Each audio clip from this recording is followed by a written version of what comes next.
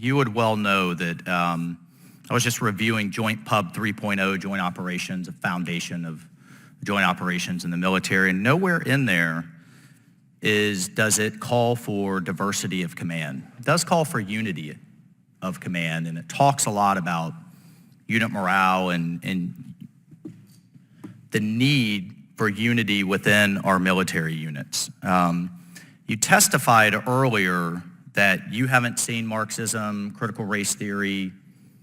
You don't know where it is in the military or where it is at West Point. Is that accurate characterization? I had not heard of it when I was at West Point, teaching there for 2 decades. I had not heard of it until it became a national issue. When did you leave West Point? I stopped teaching there in 2019. Okay. So you're unaware then that Critical Race Theory 101 is part of the West Point curriculum? According to, and I'd like to enter into the record, I'm not quite sure you're saying that there's a department of critical race theory? No, there is it's part of the syllabus, excuse me. The part of the syllabus for what, Congressman? For one of the classes at West Point. Well, no, I think that that's absolutely true, that for one class, for one elective, it certainly could be. Do you agree with the lecture, Understanding Your Whiteness and White Rage, taught by Dr. Carol Anderson of Emory University, that should be taught at West Point? I'm not familiar with that lecture. The thing essentially, is that the theme is that white people are enraged, not 100 years ago, not 40 years ago, which you're talking about, the 60s and 70s. Today, white cadets, white people are enraged by black advancement. Well, I think, Congressman, the great thing about education is that you can get a variety of different perspectives. Sure. It's not training, which is what some of my colleagues have talked about. I'm talking about education. You want to hear the broadest representation of every viewpoint. Do you so that understand? You can hear that. I know this is the very clever approach of the left to conflate history with current day training. So would you agree that critical race theory is a foundation for DEI? No, I would not. I don't know that to be true. DEI, it goes back to equal opportunity.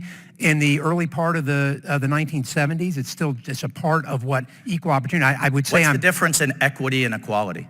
Equal opportunity, which is, so right now, the Director of National Intelligence, how infused this ideology has become across our national security apparatus, the Director of National Intelligence has an Office for Equal Opportunity, which for the record, I fully agree with. I want every American, race, religion, socioeconomic background, to have an equal opportunity to serve. They also have an Office of DEI, including equity. What's the difference in equity? Well, I would say that when this started as a historian, it started as a Defense Race Relation Institute and then became the Defense Equal Opportunity. What's the difference in equity and equality? Equal opportunity to serve and equity, which is an equal outcome for all. I would again say that the equal opportunity, which at least at West Point, when I was there and started the DEI I'm all for program, equal opportunity. But the equal opportunity program falls under the equity? DEI at West Point. What's equity? I don't know what, Congressman. You're here as an expert today, the Democratic witness. Diversity, equity, and inclusion is part of there's a DEI office in the Pentagon, a chief there's DEI office. DEI in many and of you those. don't know what equity. You can't testify to what equity means. Well, I'll tell you, since you don't know. Thank you, Congressman. It is equal outcomes for all, which is a hallmark of Marxism. DEI is Marxist-based, as is critical race theory, but let's progress, since, apparently the expert doesn't know what equity is in DEI. I have here, I'd like to enter for the record, a class composition with racial goals for West Point. You just testified, you were under oath, you were in the admissions office. I was there, I wasn't in the admissions office, I was on the admissions committee for 1 year, and I know that there were no quotas, is what I said, Congressman. So we're gonna parse over quotas and goals. This is from the superintendent, and here's the goals, and it has African Americans, Hispanics, Asians, women, with percentages. We have red here for when they missed those goals. As I said, Congressman, there are no quotas on when I was on the admissions committee, there were no quotas.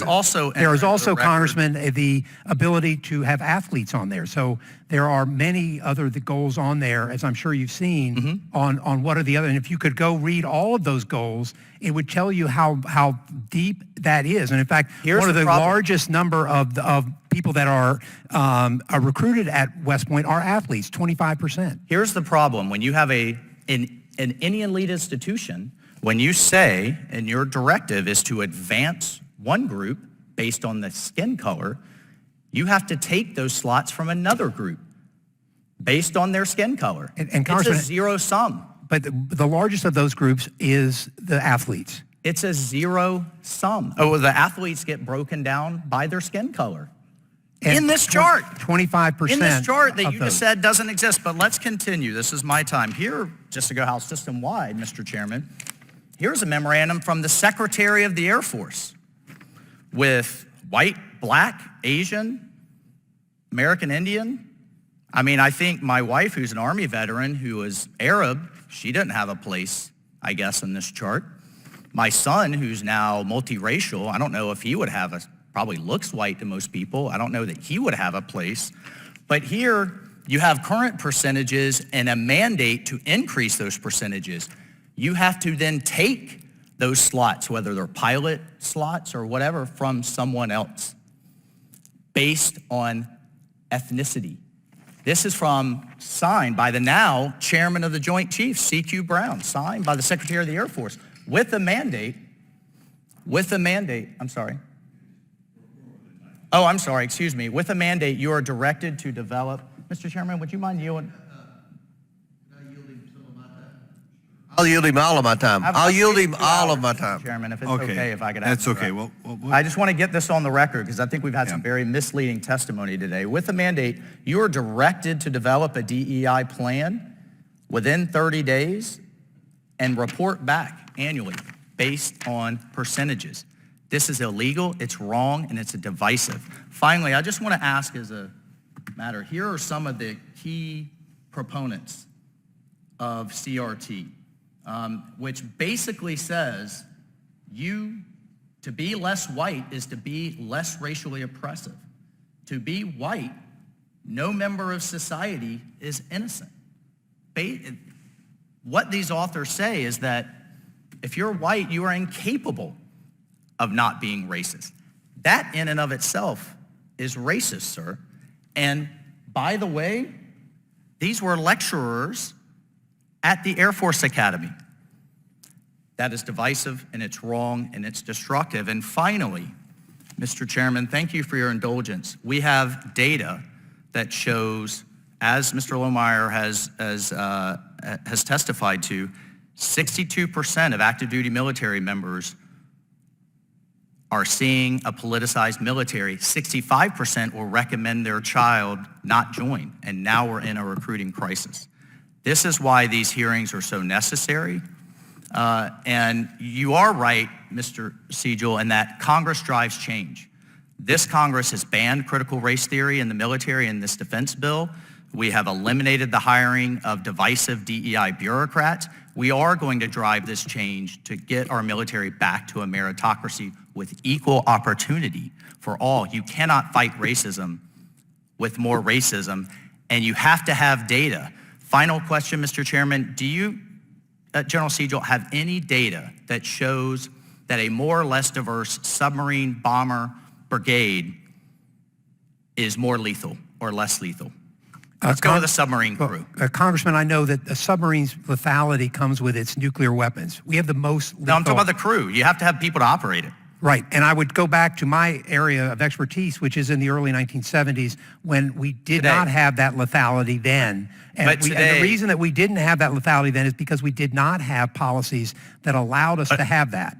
We're now 50 years beyond that. And the reason that we are so good is we've had those policies. Those policies have made us as successful as we are right now. By percentage, a more or less, let's say bomber crew, let's say brigade, whether it's 50% black, 10% black, 30% Jewish, any of these societal factors, data that drives readiness. I would say that the only way we can have an equal force that is ready and able is to recruit that force. And if we can't recruit that force from the entire country and have leadership that reflects that, then we are not going to be a successful military. But we are a successful military in part because some of these policies allow us to recruit and retain the greatest Americans in the country. I'll take that for the record that there is no actual data. Thank you, Mr. Chairman.